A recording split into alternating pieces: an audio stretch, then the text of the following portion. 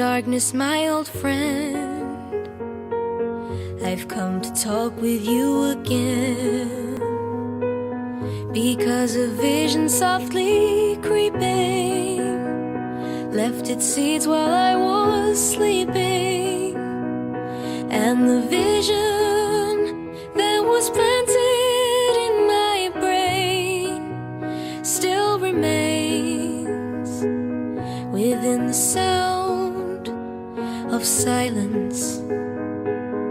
In restless dreams I walked alone, narrow streets of cobblestone, 'neath the halo of a street lamp. I turned my collar to the cold and damp. When my